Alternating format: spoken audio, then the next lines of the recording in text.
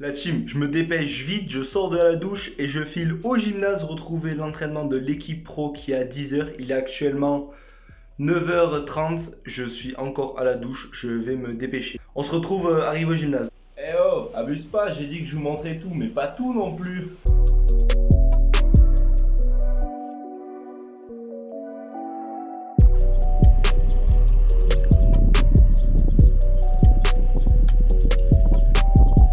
Bonjour Vincent. Bonjour.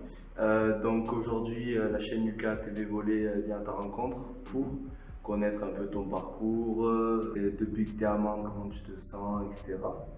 Donc voilà une première question assez simple. Quel a été ton meilleur souvenir depuis que tu es volleyeur? Depuis que je joue au Montréal, j'ai des grands souvenirs. C'est ma première tournoi international.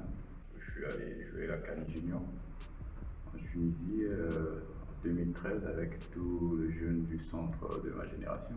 Ok. C'était notre première sortie, on peut dire. Et deuxième, c'est avec mon équipe nationale, lorsqu'on on a pu accéder à la finale de Jeux africains organisés chez nous à Brazzaville en 2015. Ensuite, alors question assez traditionnelle, depuis quand effectues-tu le sport du volley? Le volley, aujourd'hui, je suis dans 11 ans déjà de volleyball. Bah, c'est déjà un beau palmarès. Est-ce que tu peux nous citer un peu les clubs par où tu es passé? Oui, j'ai commencé à Brazzaville, mon pays natal au Congo. Et j'ai appris le volley dans le quartier. Il y avait un entraîneur qui il est proche de chez moi. Et comme j'étais grand, un peu grand quand je grandissais, il m'a détecté et il m'a proposé de venir faire du volley.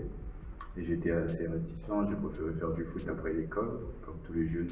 C'est ça. Et de fil à aiguille, il a un peu insisté et par lui, j'ai appris les bases, j'ai commencé et après quelques séances, j'ai commencé à aimer. Ok. Et depuis, la flamme s'est allumée. C'est ça. Donc, rappelons-le, Vincent qui a signé au Monde Volley Lozère, là tu vas attaquer ta deuxième année. La Du deuxième coup. année, oui. Ta deuxième année. Donc, comment s'est passée cette année, sachant que le Covid-19 avec la crise sanitaire. Oui, oui, c'était une super année. Personnellement, pour moi, j'ai pas eu du mal à m'adapter. Et c'était super, on a très bien commencé, tout allait bien.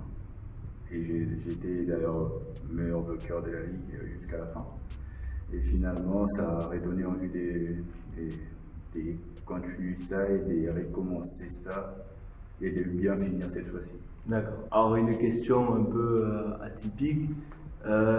Sur cette saison-là, dans ton équipe, quel est le joueur que tu as trouvé le plus, on va dire, joyeux, un peu foufou? Un peu joyeux, Foufou, c'est lui qui donnait envie chaque fois qu'il était dans le terrain, c'était Anthony Chaillot. Par sa façon d'être, de célébrer un point et de remotiver les gens, c'était Anthony Chaillot. Par son calme et sa dextérité, je peux dire que c'est Ali Roboa. Et par sa façon d'être déterminé, je peux dire que c'est Kolo Kiagi. Colloquial, il est surpuissant quand il Oui, attaque en les deux. trois joueurs qui m'ont marqué cette année. Et sans oublier, il y a plein d'autres. Chaque joueur a sa façon d'être. Au moins, chaque année, tu joues avec des gens et chaque personne te motive d'une façon ou d'une autre. Donc, comme tout le monde est un peu différent et tout le monde a son côté qui te donne envie de copier un peu. Une dernière question sûrement. Quel est ton objectif pour la saison à venir? Bon, pour cette saison, d'abord, personnellement, je veux refaire refaire et améliorer la saison que j'ai eu à faire l'année passée. Donc, finir peut-être meilleur compteur central et meilleur démarreur aussi peut-être. Et collectivement, aller plus loin possible. Peut-être aller essayer de chercher les places un peu dans le carré final des playoffs. Bien sûr, c'est exactement ça. Les places des playoffs qui cette année vont être de façon un peu différente car c'est une poule à 9. Oui. Donc est-ce que tu peux nous en dire un peu plus sur Bah, comment et, ça va la se passer? différence par rapport à l'année passée, c'est que cette année, Les playoffs vont se jouer aussi en poule, donc avec deux poules de 4 équipes. Et donc ça change, ça donne plus de matchs et c'est ça qui me motive et donne envie d'aller accéder à ces playoffs qui va être totalement différent, qui pour moi va donner plus de chances à tous les Avec chaque équipe. À chaque équipe, oui. Okay. Donc une fois la ligue peut dire finie, les playoffs qu'on redistribue les cartes, si je peux dire. Et une dernière question du coup, quand est-ce que a lieu le premier match amico? Le premier match amico, ça c'est en gros c'est l'entraîneur qui est en train de caser tout ça, et je pense que vers le 20-29 août déjà on aura tous les matchs bouclés, tous les calendriers restés. Mais je pense que ça va être 37 ici à Mende. D'accord. Donc on aura l'occasion de bien sûr te voir Amande face à Seth.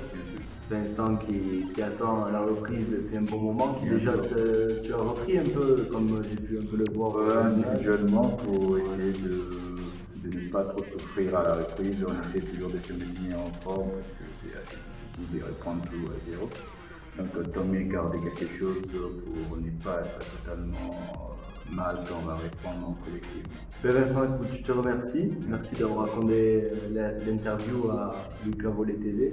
Je te remercie. Je te souhaite une bonne journée. On se dit au revoir. Ciao Vincent. Voilà team, on arrive à la fin de cette vidéo. J'espère qu'elle vous a plu. N'hésitez pas à liker, vous abonner et partager. Toujours très important, voilà, pour la chaîne, pour avancer au maximum. Que je vois beaucoup de vues. Sur la première vidéo, on est monté à plus de 600 vues.